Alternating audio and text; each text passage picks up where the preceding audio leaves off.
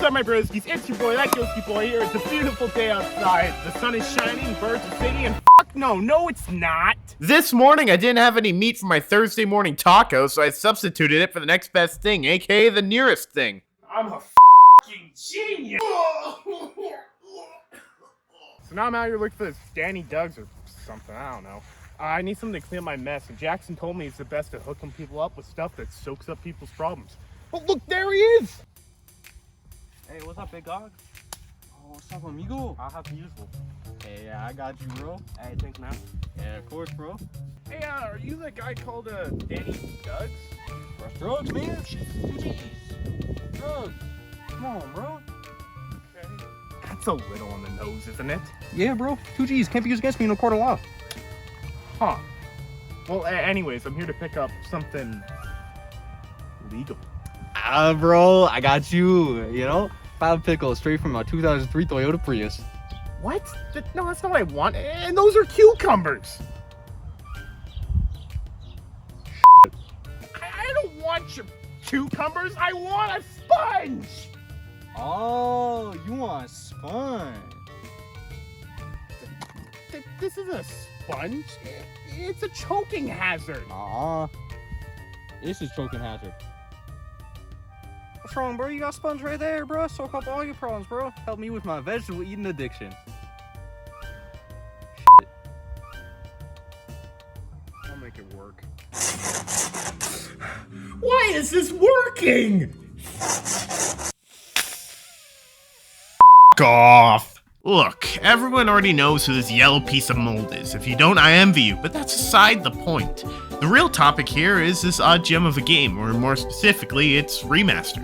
Now, before I go any deeper here, I want you to know what type of review this is going to be.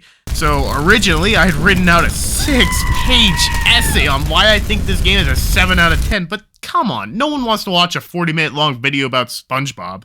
No one's sane. So I've cut and trimmed out the fat, and now I'm here to present not a full-on review of the game, rather why I think it's worth playing.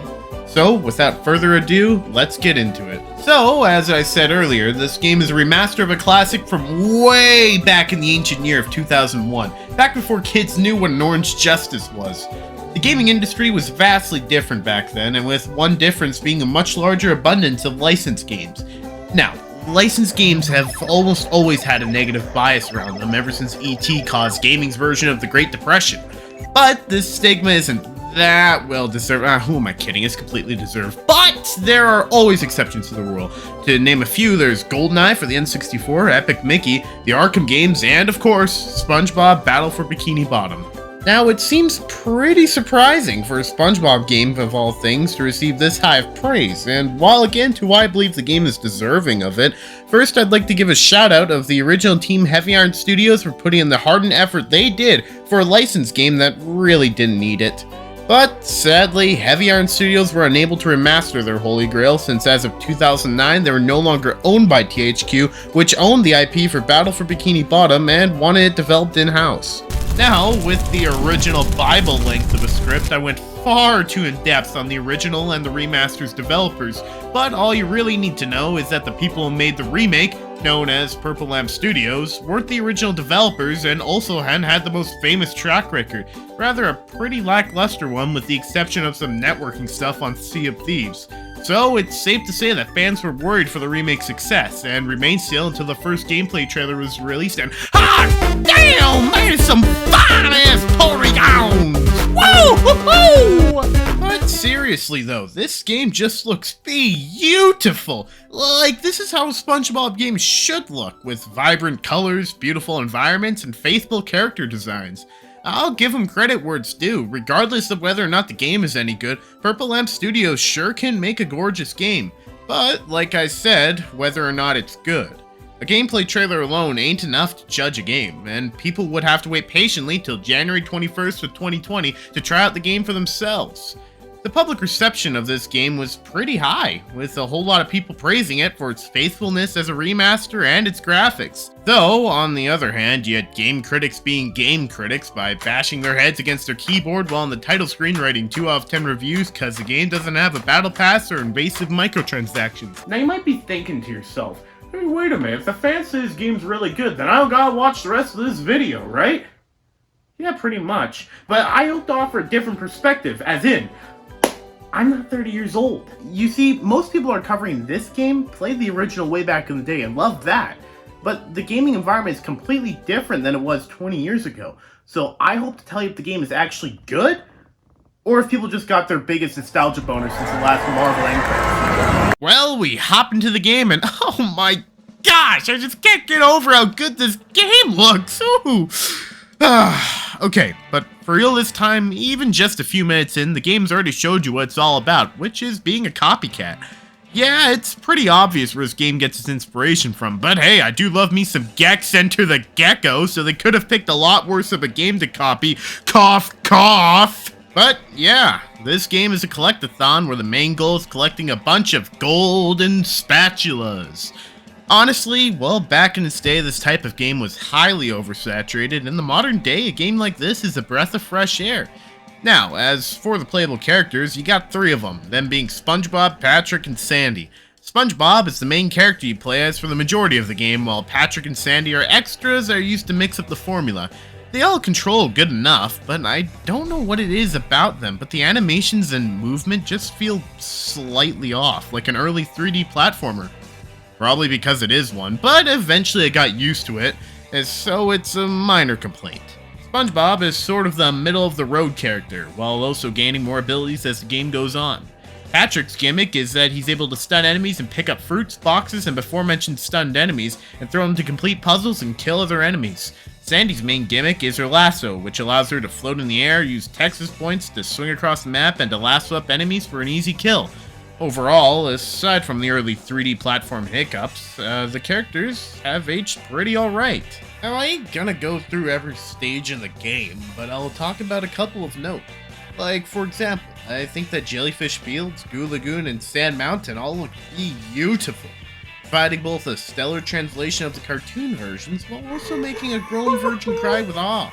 Although, on the opposite end of the spectrum, you got maps like Mermalair and downtown Bikini Bottom that really give off a I'm a game from the early 2000s vibe. Now, gameplay-wise, I've got to give it to the before-mentioned Jellyfish Fields and Goo Lagoon for their simple yet fun introductions into the game. Though for the later, more complex levels, I think that the Flying Dutchman's Graveyard and SpongeBob's Dream provide good challenges, though the Flying Dutchman's boss fight is a bit lacking compared to the ship battle right before, oh yeah, the boss battles. Throughout the game, you'll encounter a plethora of boss battles, from the easy, to the challenging, to the super easy, to the standing here, I realize you are just like me, trying to make history.